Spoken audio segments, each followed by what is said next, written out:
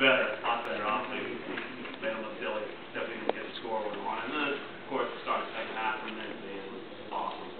So everybody's going. I mean, anytime there was a first down, everybody in the place was just going crazy. I mean, every first down, everybody's yelling at you and stuff like that. But man, when he intercepted, we reported intercepted that pass with 3 minutes left and brought him in for 6 points. That play was nuts. You pretty much knew at that point. I mean, you kind of had a feeling at the beginning of the second half that it was going to go your way. Well, when he took that interception in for 6 points, I mean, everybody's jumping up and down, everybody's hugging each other, everybody's high-fiving, the whole place is going crazy, and everybody's, I mean, I got, I had my camera, I didn't bring my camera, so I had my iPhone, and I'm trying to take video, so at the very end of the game, when the time expires. So we go, so everybody stands up for the rest of the game until, the time runs out, and then we just run out. I mean, we stayed inside a little bit, watch a little presentation. We knew what was going to happen. Everybody's going to run out of the bars, and everybody's going to be in the restaurant, the cafe. And everybody's going to be on the street. Cafe. We were in the cafe. And everybody's in the street, There's one guy with a bass drum hanging up and down the street. So he's running down the street. Everybody's, erupted. The fish water just erupted. So my brother and I, we, hit the streets, and we're going down the streets, and everybody's hugging everybody. Who dat? My brother's like, who dat, baby? Who dat? Everybody, who dat? Everybody, you don't know what that is. That's like just like saying, who dat thinks you're going to beat them Saints and the whole deal. So it's been abbreviated to who dat. And so everybody's saying, who dat? We dat? Who dat? We dat? All crowds of people just going, who dat? Who dat? Walking down the street. When the Saints go march, bands on, anybody who has instruments. I mean, every street in French Quarter. When we get to Bourbon Street, about 2 streets over from where we were on Royal, so I think it was like 2 streets down, 2 streets over from Bourbon Street, and that's where everybody was. That was like the epicenter, ground zero, so to speak, of the Mardi Gras, of the Super Bowl celebration was right there, and in Miami, I guess, to a certain degree. So everybody from all over New Orleans decides they're going to go to the French Quarter. Wherever you're from, you're trying to get to the French Quarter, and then, so we decided to make our way to Bourbon Street, and that's where the cameras were for CBS. They had cameras showing Bourbon Street. There's lights, big cameras up on the balconies, and there's other stations. All the local television stations have cameras set up there. So everybody's on Bourbon Street trying to just walking. Just hugging everybody, and everybody's going nuts. Then it gets a little bit scary. There's so many freaking people that there's no place to go. It's like you're like smashed with everybody. So half of the people in the street are going this way, and the other half of the people are going that way. People are stopped looking at what's going on the balcony, and some people want to move. And so I'm starting to get a little bit freaked out because literally I'm thinking, okay, I'm going to get crushed to death here. We're just if you fall, you're dead. I'm not serious. It sounds kind of funny, but I was like, seriously, I didn't want to be there anymore. I was like, let's get into one of these side restaurants, whatever they have off to the side, or just a t-shirt shop, whatever, or let's get on the next street when we get to the next block and we get out of here. So that happened on a couple different occasions. It's like, man, it is just stupid how many people were in that particular spot at the same time trying to figure out how to go. Everybody was pretty cool.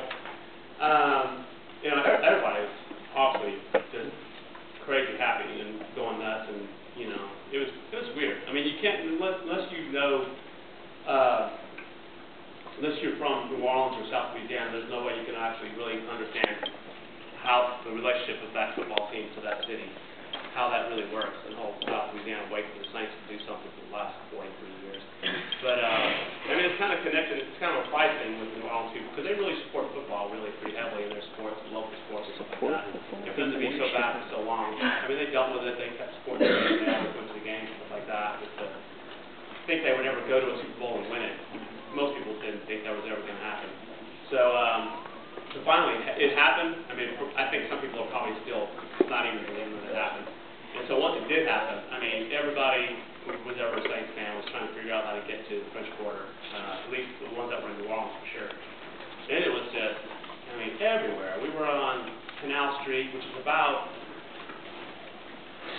Canal Street's a really wide street, and there was a ton of people on Canal Street. In all parts of the French Quarter, there was people. Bourbon Street was just a zoo.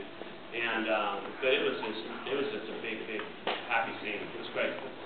There were as many cops. They said there was as many cops out there for that particular celebration as as if they had the Super Bowl in New Orleans. They had the same amount of police there.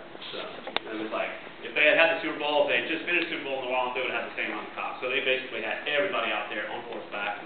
And at the end of Canal Street, there was horseback. There was cops everywhere. I mean, all around. So I felt pretty safe to a certain degree. And a big SWAT team tank at the end of Bourbon Street with some guys on that, and they were all over the place, stuff like that. So it was pretty cool. When I went to the airport to leave yesterday, get to the airport, I thought, the Saints fans pretty much go out in droves to whenever the team comes in, even if they win or lose, they're out there waiting for them to fly in. So sure enough, I didn't think it was going to be quite as bad as all that. So I left about an hour and a half before my flight to the airport. I thought, maybe it'll take about 30 minutes, just an hour to get to the airport. Because there were thousands of fans parked every which where around the airport, on the overpass. I mean, here's a one-way overpass. People park up there to get to the airport. I mean, it's all everywhere. People park there, cop cars all over the place, just waiting for the team to fly. And half the team went out a different direction, and Drew Brees wasn't even there. He was in Disneyland, Disney World, wherever he was. So, I mean, they were just all there. And there was a parade after school. There's a parade tonight, or this afternoon, for the whole team, which is going to be bigger than any Mardi Gras parade they probably ever had. And that's going to be just the same. That's going to be awesome.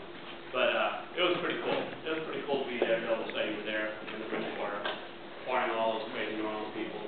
But every band, I was walking through the French Quarter yesterday, it was pretty quiet. It was pretty clean after the night before. But every little Dixieland band, every little band, I mean, I never heard from watching it as many times as I heard yesterday. Because most of those guys hate playing that song. Like the first one here, but they don't, I mean, they're playing it so much, they're sick of it. But every band was playing it, I mean, over and over back. So that was pretty cool. So I had my mayonnaise, had my cafe au lait, had my muffalata, and it was good. It was close enough. But I went across the street and had one somewhere else. So it was cool. It was great fun. Wish you could have been there. So it was really awesome. Where were you guys? My house. My dad couldn't handle it anywhere else. Your dad couldn't what? He couldn't handle being anywhere else. Really? Dude, that second half was amazing. It was crazy. It was so cool. My brother was crying. Yeah, he was crying. He couldn't see it. I was talking to these people on my way back. When I was going back to my car at the Austin airport, there was a couple that had just come from the game in Miami. They were Thanksgiving. They had their Saints gear on. They were actually in the Super Bowl. It was amazing. They were crying. They were going crazy. Everybody around them was crying. I mean, Saints fans just, I can't imagine any other city reacting that way about a team game. All right, play your own.